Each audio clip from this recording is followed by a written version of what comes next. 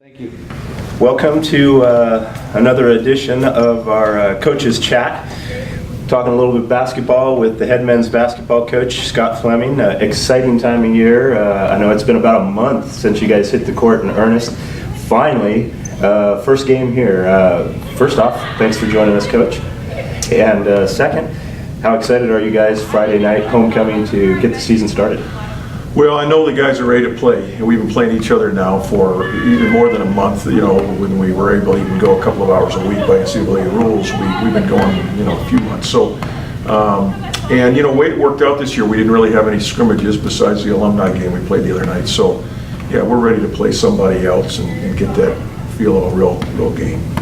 You had the alumni game on Saturday. A week before, you had the red versus black inter squad. Had Midnight Madness. Got to play a little inter squad with the ladies.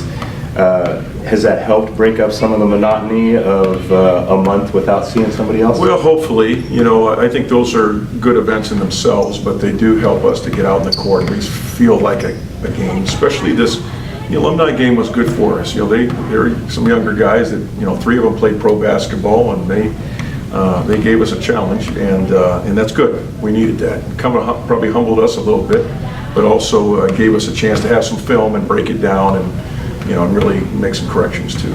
Have you ever had a season where you didn't have an exhibition or a scrimmage or something like you've had this year? I don't remember any. In all the years I've coached, for years I would have about three scrimmages before we hit the court, and it was great. And so it just the way it worked out with a couple of these Division I games and the guarantees we got and the chance to play in Utah and at Idaho, they weren't before our first game, and so we felt like that was worth it. But right now I wish I'd played somebody probably. So in the past years, the big game has been the C of I game. It's been that exhibition that opened the season. Don't have to worry about that this year. Nothing on the line over there in Caldwell.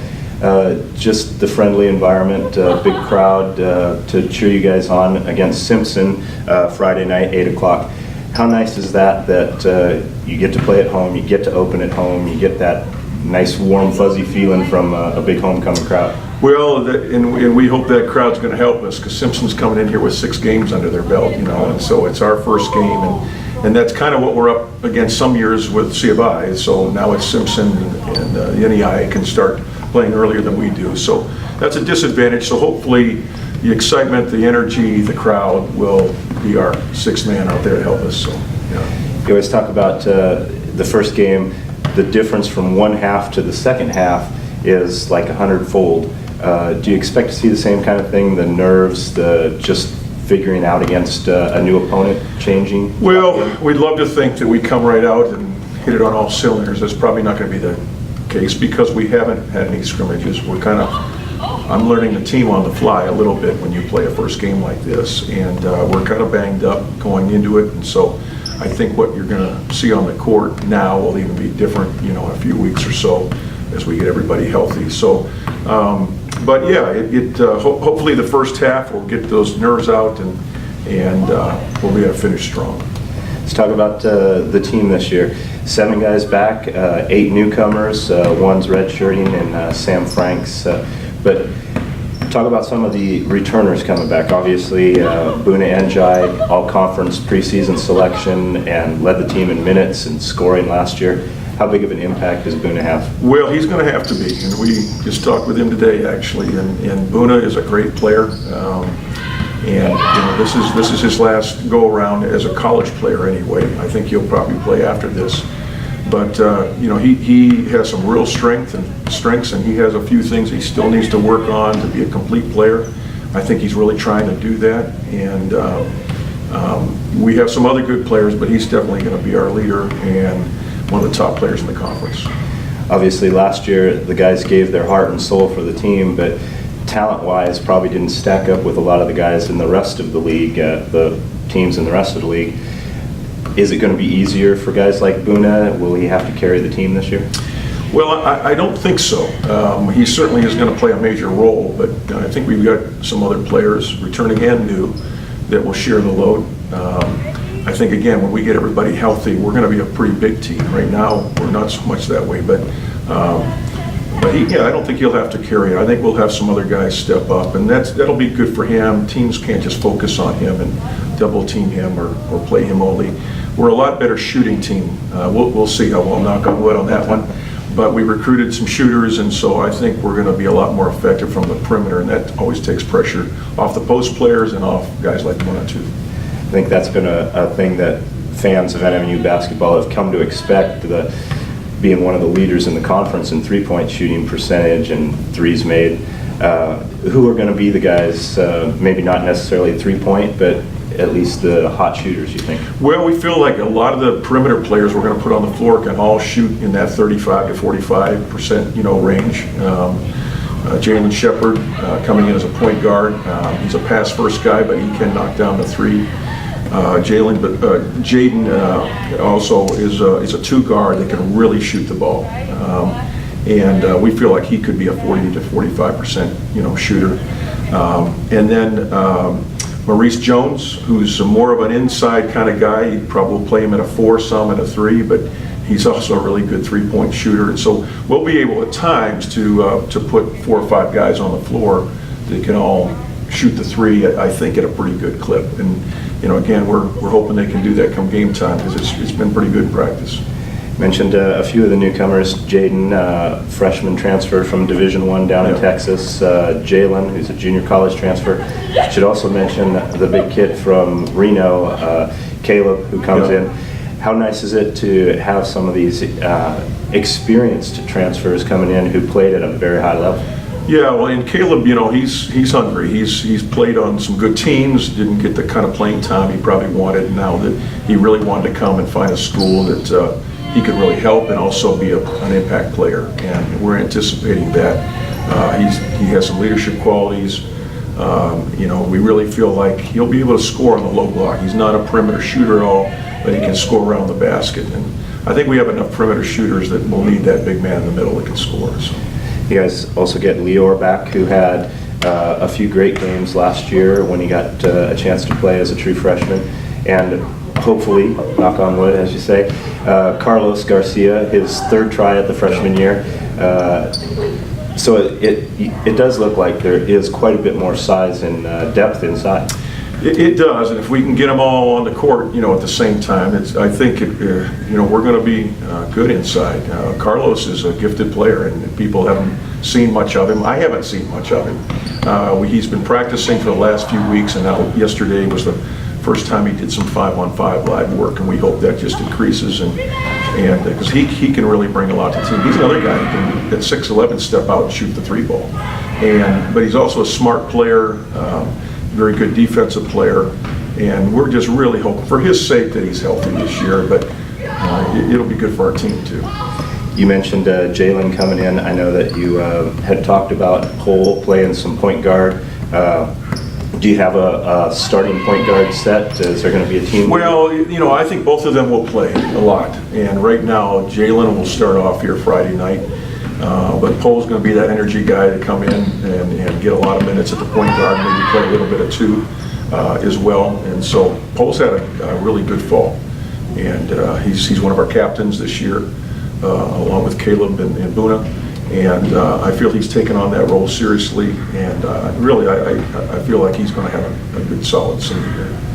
Not to press you into deciding who's starting Friday night, but have you found that starting 5 yet, or is that still up in the air? Well, it's not up in the air so much for this Friday, but I think it's still up in the air in regards to where we'll settle in at a later time. We're going to start Jalen Shepard, and Bruno, will start. Jaden will start. Caleb will be in the middle, and then Maurice Jones will be at the 4. So we're not going to start real big this Friday based on some guys not being available, and just this is the choice we've made. But that's what we'll start, and then as the season goes on, we get some guys healthy and Carlos gets in the mix. We'll see if that changes any. I mean, we've got good players in Pole and Nick and some of those guys that can come in and they can be starters easily for us. So 15 guys on the roster. You take Sam out of the mix. 14 guys. Will you go that deep, you think? No, probably not that deep. I think we'd like to go at least 10. Some nights it might be 8 or 9. Some nights meet 11. But I think the goal is to have 2 groups. We've got some good. Marko Lepovic started for us last year. and he's going to be solid off the bench. And we've got guys like that we feel like can come in and give us good minutes. How nice is that? I know last year, just getting bodies to fill a team was a challenge.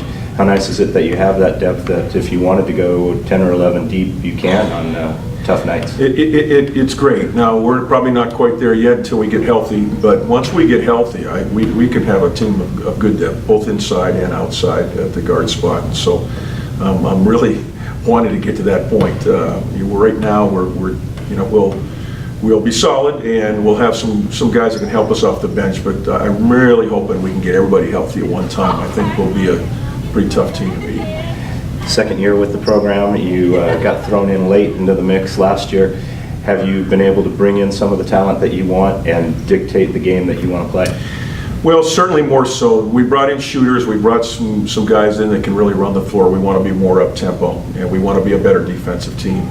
As much as I'd like to say it's all going to happen this year, I know better, and it's a process, and I'd like to get there sooner than later.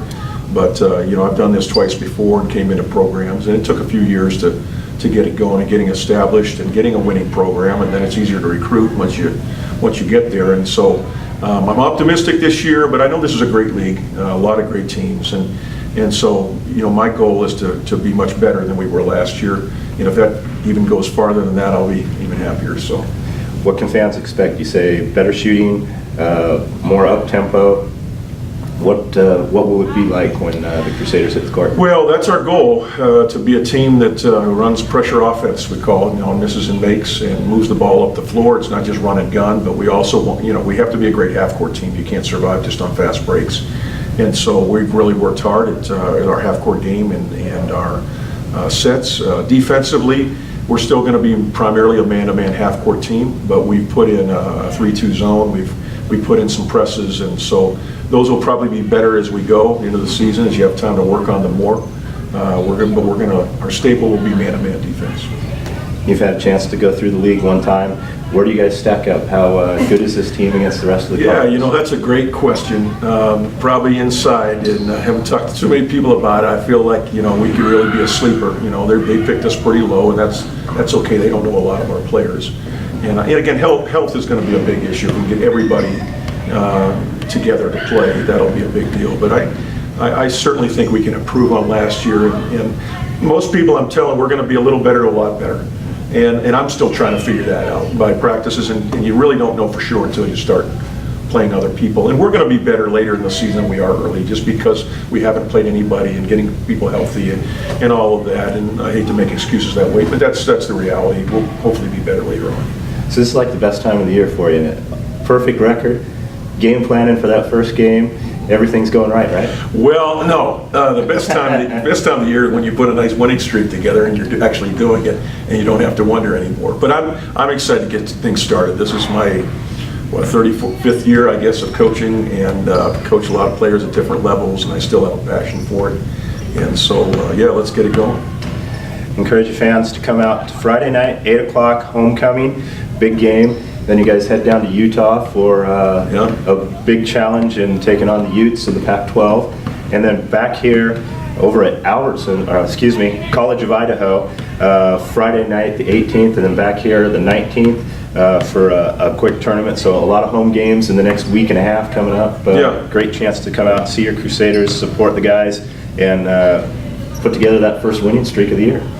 Well, it's good, and we need these home games, and even just being over at C of I will be good in those first couple of weeks, and then it gets kind of challenging from there, and that'll be good to see what we're about before we hit conference play. Well, I appreciate you joining us, Coach. I know you've got practice and a few other community events going on today, so we'll let you get to it, but good luck this Friday. All right, thanks, Mike.